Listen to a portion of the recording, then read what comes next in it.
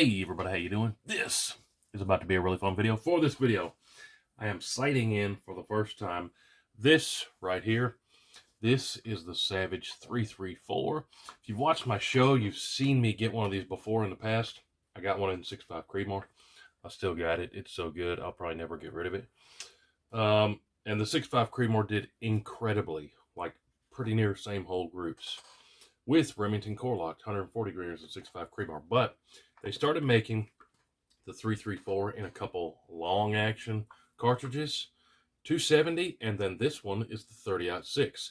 But the kicker on this is, guys, look at the wood. Really nice looking wood. I'll show you this other side too. Believe it or not, these are basically the most affordable bolt actions out there that you can get right now. They do have a synthetic stock that's even more cheaper, but the wood stock looks really, really good. Also, in these long actions, they also just came out with camo stock. So if you like camo or you like the synthetic, they got them. But then they also have this really, really nice wood. Comes with the rail, comes with everything you see here. Rubbery butt pads, swivel slings, that checkering, all that. All I did was put a scope on top. Like I said, it comes with the rail. But that's this video. 30-06 Savage 334. Super budget friendly. I love it when we get these to group. Make sure you're subscribed. Stay tuned for a bunch more. I'm going to be doing more testing with this. But today for this video, I got to get it sighted in. And let me grab the stuff real quick that I'm going to take and sight it in with. So, like I said, my 6.5 Creedmoor, absolutely love the Remington core-lokts. Budget-friendly bolt action, budget-friendly ammo that you can pretty much find at Walmart. I'm going to sight it in with the core-lokt 150 grainers, probably the most common. See if it likes them. Let's check out the footage. All right, here we go. Bore sighted it at the house, so we ought to be on paper here. Get to where you can see me. We ought to be on paper. Has a detachable mag. I'm gonna put 3 in there.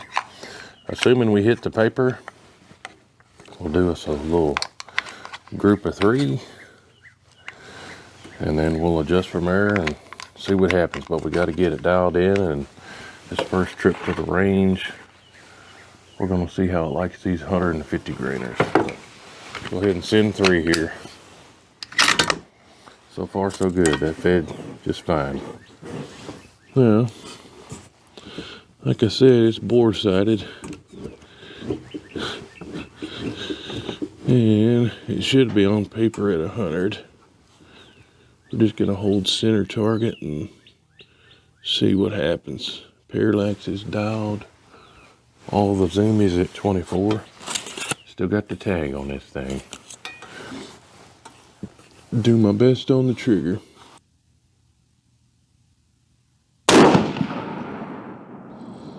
We're up and down is pretty good, but we're left about 3 inches exactly. Go ahead and group that right there. Definitely a trigger on the heavier side for sure. But I'm gonna do that same hold 2 more times.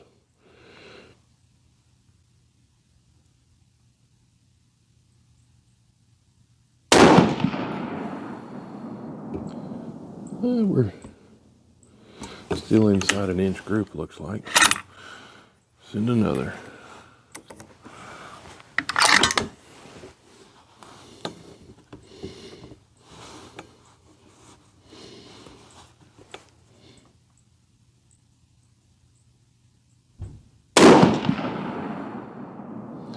Oh yeah.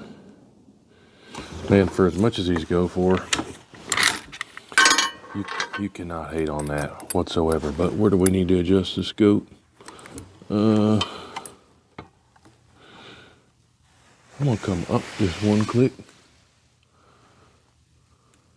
This is in mils. Should I come up 2 clicks? Come up 2 clicks. Then right to left, I'm just gonna eyeball it.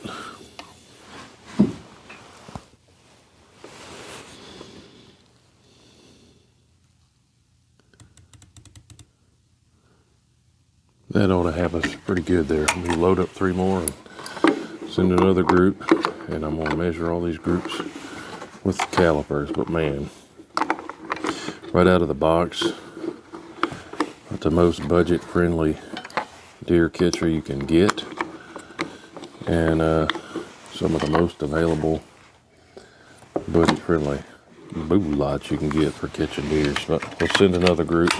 Let's go top left. Should be near bullseye with this, assuming I turn the scope the right way. Send 3 here. I brought back out the lead sled here. That's my Caldwell DFT2 lead sled.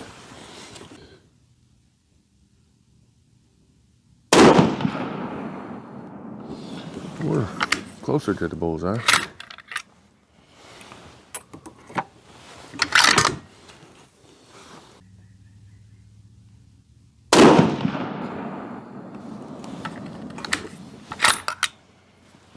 How hot is this barrel? Not too hot, actually.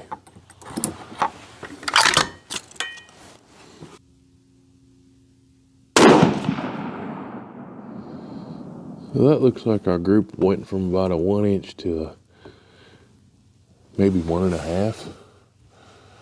It's not that hot though, but I'm gonna go ahead and let it cool, give it the benefit of the doubt, and we'll do another group for this core-lokt stuff. We need to adjust the scope again at all. It's hard to say based on that. I'm gonna go ahead and bring it up and right just a smidge. Send 3 more.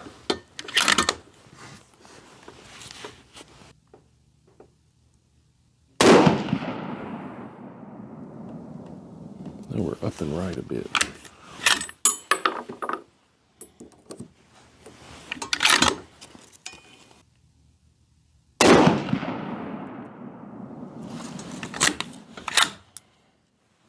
Looking like another 1.5 inch group.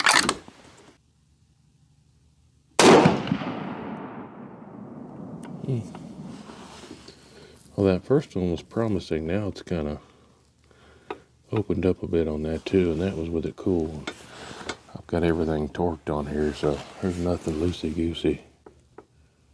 But we'll measure those at the house. All right, so I didn't tell you either. I triple checked all the torques on this whole thing, so nothing's loose. I got a Blackhound on here. This is the Blackhound Green Emerge series. Very, very nice scope. This is the top of the line from the Blackhound Optics. We get huge discounts at Blackhound. Sometimes it's up to like 55% off. Code WHOTEEWHO on Blackhound Optics. If you need a scope, you pick something up. Always worth a check on Blackhound. Put the code WHOTEEWHO in, and you can save yourself a ton of beans. This is one of the nicest ones they make. The Blackhound Emerge up to 24 zoomies. So definitely good glass on this. Code WHOTEEWHO on Blackhound Optics if you need something. But we started out real good. I just measured these with the calipers. So I was holding dead center there off the bore sight. Up and down was near perfect. We're about 3 inches off. And I got a 1.07 inch group. Hey, that's pretty good. That's cooking with gas. We're getting approaching an inch with the cheapest 30-06 you can get. Pretty good. Didn't let it cool. Went ahead and sent 3 more. I got 1.87. Going in the wrong direction. Let it completely cool down to room temperature. Did one last group, and I got a 2.26. But stay tuned. I got this thing sighted in. We did get a 1.07. Maybe I should have just sent the rest of the box. I don't know. But while I was there, I did a bunch more testing with 5 different types of ammo.